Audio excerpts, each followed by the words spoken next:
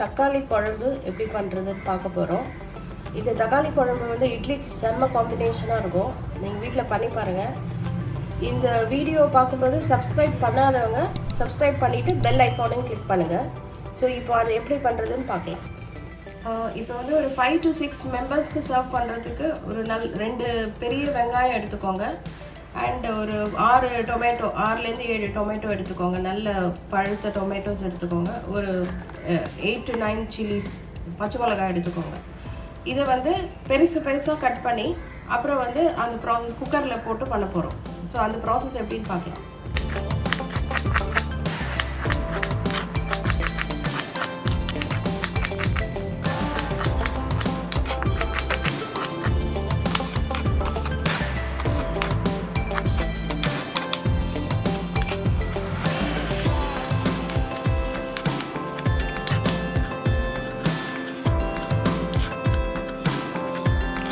இப்போ இந்த வெங்காயம், தக்காளி இதெல்லாம் வந்து பெரிய பீசஸாகவே கட் பண்ணிக்கலாம். சின்னதாக கட் பண்ணணும்னு அவசியம் இல்லை. பச்சை மிளகாவும் இப்படி பண்ணிக்கலாம்.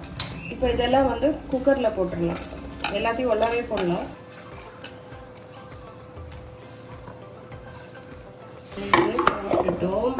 இப்போ இதில் வந்து ஏற்கனவே பச்சை மிளகாய் நிறைய போட்டிருக்கிறதுனால இந்த குழம்பு சில்லி பவுடர் இப்போ போட போகிறோம்.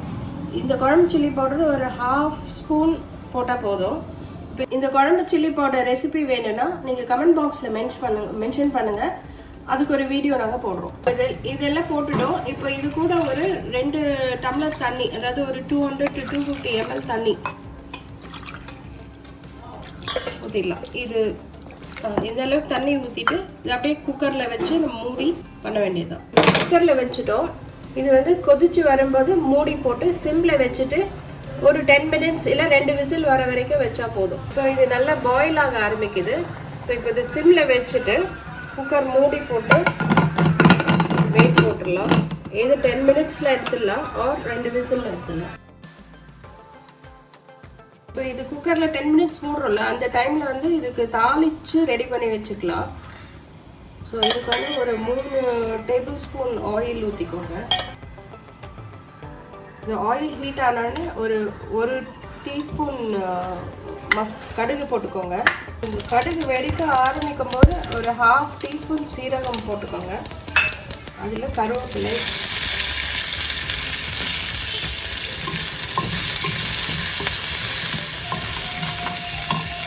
இதில் வந்து ஒரு 4 காய்ச்சி மிளகாய் இந்த மாதிரி கிள்ளி போட்டுக்கோங்க. அந்த பூண்டு வந்து ஒரு 10 பல்லு வந்து இந்த மாதிரி மிக்சியில் போட்டு பொடிச்சு வச்சுக்கோங்க.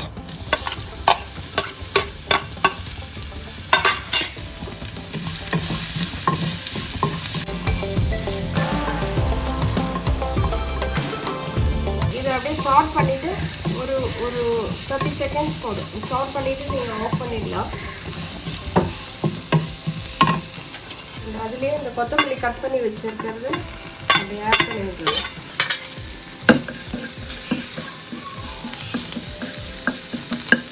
இதுக்கு தாளிப்பு, தக்காளி குழம்புக்கு தாளிப்பு ரெடி. இப்போ இந்த 10 minutesல இது 2 விசில் வந்துடுச்சு. ஸோ இது ரெடி ஆகிடுச்சு. இப்போது இதை வந்து இந்த ப்ரெஷர் ரிலீஸ் பண்ணிவிட்டு ஓப்பன் பண்ண வேண்டியதுதான். இப்போ இதை ஓப்பன் பண்ண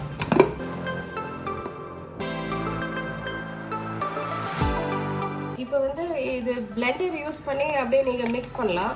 பட் சட்டியில் போட்டு மற்ற வச்சு கடைஞ்சா டேஸ்ட் இன்னும் நல்லாயிருக்கும். ஸோ இப்போ வந்து இதை சட்டியில் ட்ரான்ஸ்ஃபர் பண்ணிக்கலாம் நம்ம. ஸோ இதில் இந்த லிக்விட் பார்ட், அந்த தண்ணியை மட்டும் விட்டுட்டு இந்த தக்காளி வெங்காயத்தை இதில் ட்ரான்ஸ்ஃபர் பண்ணிக்கலாம். தண்ணியோடு கடைஞ்சால் மேலெல்லாம் தெளிக்கும். இதுக்கு இப்போ தேவையான கல்லுப்பு கொஞ்சம் போட்டுக்கலாம்.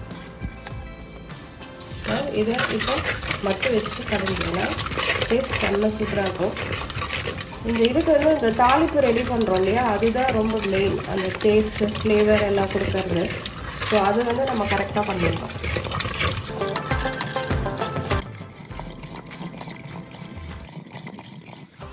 இப்போ நம்ம கடைஞ்சி முடிச்சிட்டோம். இந்தளவு கடைஞ்சால் போதும். ஒரு 1-2 கடைஞ்சால் போதும். ரொம்ப மிக்சிலெல்லாம் போட்டுறாதீங்க, டேஸ்ட் மாறிடும். இப்படி இருந்தால் தான் நல்லாயிருக்கும்.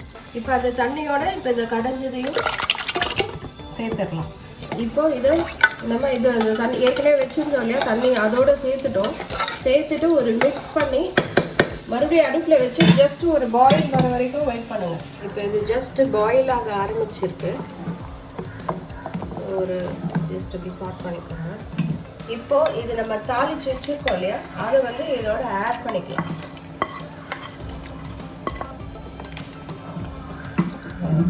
பாருங்க எவ்வளோ கலர்ஃபுல்லாக இருக்குது அண்ட் டேஸ்ட்டும் சூப்பராக இருக்கும். இப்போ இது ஆட் பண்ணோடனே இது ரெடி ஆகிடும். அடுப்பு ஆஃப் பண்ணிவிட்டு இது அப்படியே இறக்கி வச்சுக்கலாம். இது ரெடியாக இருக்குது இப்போ சர்வ் பண்ணுறதுக்கு. இது கூட நம்ம இட்லி ரெடி பண்ணிவிட்டு அது கூட சர்வ் பண்ணோன்னா ரொம்ப சூப்பர் காம்பினேஷனாக இருக்கும். எங்கள் வீட்டில் எல்லாருக்கும் இது பிடிக்கும், ரொம்ப பிடிக்கும். நீங்களும் ட்ரை பண்ணிவிட்டு கமெண்ட் பாக்ஸில் கமெண்ட் பண்ணுங்கள். இப்போது இது மாதிரி சர்வ் பண்ணிங்கன்னா குழந்தைங்களுக்கும் ரொம்ப பிடிக்கும், பெரியவங்களும் நல்லா சாப்பிடுவாங்க. பார்க்கவே யம்மியாக இருக்குது. நீங்கள் வீட்டில் ட்ரை பண்ணிவிட்டு கமெண்ட் பண்ணுங்கள். இது நல்லா ஹாட்டாக சாப்பிடும்போது ரொம்ப டேஸ்டியாக இருக்கும். இது பண்ணி பார்த்துட்டு இந்த வீடியோ உங்களுக்கு பிடிச்சிருந்தா லைக் பண்ணுங்கள், ஷேர் பண்ணுங்கள். தேங்க்யூ.